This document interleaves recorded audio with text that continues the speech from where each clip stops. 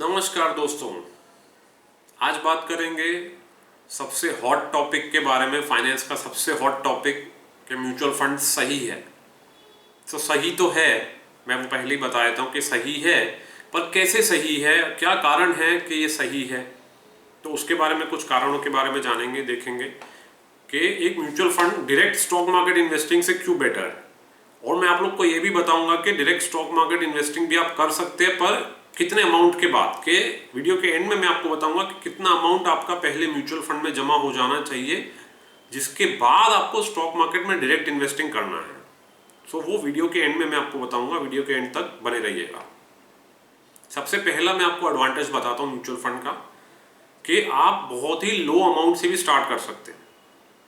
अब तो लो अमाउंट इतनी लो तक हो चुकी हैं कि 5000 1500 रुपीज तक भी आप स्टार्ट कर सकते हैं। जो डायरेक्ट स्टॉक मार्केट इन्वेस्टिंग में पॉसिबल नहीं है, उसमें आपको ज़्यादा बड़ा पोर्टफोलियो चाहिए रहता है, अमाउंट ज़्यादा चाहिए रहता है। दूसरा बेनिफिट जो है म्यूचुअल फंड्स का, कि आपका जो पैसा है वो प्रोफेशनली मैनेज किया जा रहा है। एक एक्सपर्ट टीम अवेलेबल है जो आपके पैसों को या शेयर्स को कॉन्स्टेंटली मॉनिटर कर रही है। थर्ड, इसका सबसे बड़ा एडवांटेज ये है कि आपको आपके इन्वेस्टमेंट के ऊपर डायरेक्टली डाइवर्सिफिकेशन मिल जाता है। तो मान लो कि अगर आपने 10,000 रुपये भी म्यूचुअल फंड में डाले हैं, तो वो म्यूचुअल फंड की स्कीम के अंदर 20 से लेके 50 तक शेयर्स होते हैं, फुल्ली डाइवर्सिफाइड होता है वो। तो आपका इन्वेस्टमेंट भी फुल्ली डाइवर्सिफाई हो जाता है, मतलब रिस्क उसमें कम हो जाता है। नेक्स्ट सबसे इंपॉर्टेंट जो एडवांटेज है कि कन्वीनियंस है। भाई आपको ना इसमें कुछ करना नहीं है, कि ना स्टॉक्स को मॉनिटर करना है, ना पोर्टफोलियो को मॉनिटर करना है, ना डाइवर्सिफिकेशन मॉनिटर करना है। आपको बस एक स्कीम में पैसा डालना है और वहाँ मैनेजर अपने आप करता रहेगा। ठीक है, सो ये इसमें आपको एक पीस ऑफ माइंड या एक हैसल फ्री स्मूथ एक्सपीरियंस मिलता है। नेक्स्ट एडवांटेज है कि अगर आप डायरेक्ट स्टॉक मार्केट इन्वेस्टिंग करते हो तो आपको ब्रोकरेज, स्टैम्प ड्यूटी वगैरह का जो चार्ज है वो थोड़ा रिलेटिवली ज्यादा बेयर करना पड़ता है एज कम्पेयर टू जो म्यूचुअल फंड्स के कंपनीज हैं उनको। क्योंकि म्यूचुअल फंड कंपनीज जो है वो बहुत लार्ज स्केल पे ट्रांजैक्शंस एग्जीक्यूट करती हैं, तो उनका जो ब्रोकरेज वगैरह और डीमैट चार्जेस वगैरह जो रहता है वो बहुत ही लो रहता है, जिसका अल्टीमेटली सेविंग्स का बेनिफिट इन्वेस्टर्स को पास ऑन किया जाता है। नेक्स्ट एडवांटेज आता है कि अगर आप डायरेक्ट स्टॉक मार्केट इन्वेस्टिंग करते हैं तो उसमें आपको जो डिविडेंड्स मिलते हैं कंपनीज की तरफ से, वो आपको बैंक अकाउंट में क्रेडिट मिलते हैं। तो उसको आपको या तो आप उसको खर्च कर देंगे, या तो आपको उसको मैन्युअली जाके री इन्वेस्ट करना रहेगा। पर म्यूचुअल फंड के अंदर आपको एक ग्रोथ प्लान मिलता है, जिसमें आगे के शेयर्स पे जो भी डिविडेंड आ रहे हैं वो सब म्यूचुअल फंड कंपनीज अपने आप ही री इन्वेस्ट कर देती है। मतलब आपको कुछ उसमें दिमाग नहीं लगाना है। ग्रोथ प्लान ले लिया तो आपका सारा जो कंपाउंडिंग का इफेक्ट आपको ऑटोमेटिकली मिलता रहेगा। ठीक है, नेक्स्ट एडवांटेज ये है कि इसमें आपको लिक्विडिटी बहुत बढ़िया मिलती है, कि जिस भी दिन आप ट्रांजैक्ट करना चाहें, आपको एक सेल बटन, रिडीम बटन दबाना है, जितना अमाउंट आप निकालना चाहे वो आप तुरंत निकाल सकते हैं। ठीक है, आपको ज़्यादा सोचना नहीं है कि कब पैसा आएगा, कब बेचूं कब ना बेचूं। जो दिन आपको लगे सही है उस दिन आप एक बटन दबा दो, तो ऑटोमेटिकली जितना अमाउंट चाहे आप एक बटन दबा के जितना अमाउंट चाहे आप निकाल सकते हैं।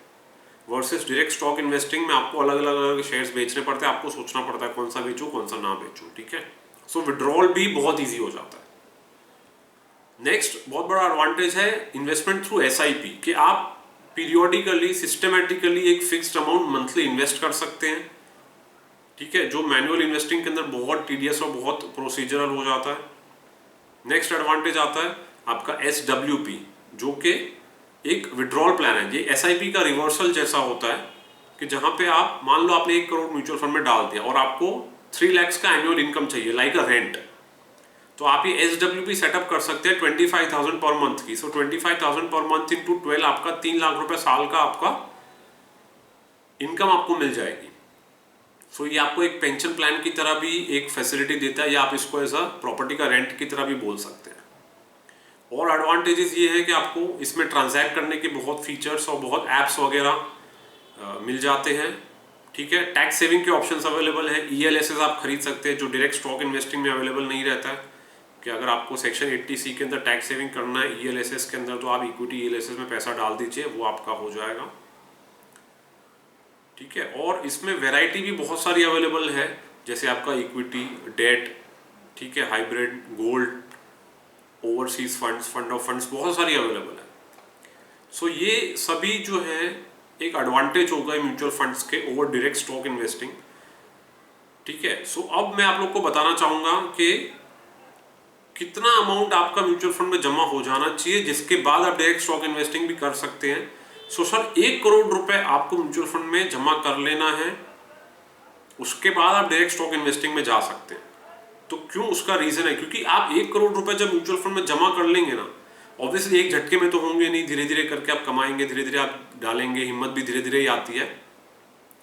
तो आपको मान लो 2 साल, 3 साल, 4 साल, 5 साल, जितना भी टाइम लगता है 1 करोड़ रुपए जमा करने के लिए म्यूचुअल फंड के अंदर, तो उस पीरियड के अंदर आप एक रिलेटिवली लोअर रिस्क माहौल के अंदर स्टॉक मार्केट से हैबिचुएट होते हैं, आप उसको सीखते हैं, आप उसको देखते हैं, समझते हैं, उसके आदी होते हैं। वेरियस टाइम्स पे स्टॉक मार्केट में क्या होता है तो उससे आपको क्या रिएक्शन देना है या क्या बिहेव करना है, आप वो सीखते हैं। पैसे को संभाल के रखना कैसे है, वो सब आपको एक एक्सपीरियंस में आता है। मतलब आप एक मैच्योर्ड इन्वेस्टर बनते हैं धीरे धीरे उस प्रोसेस में।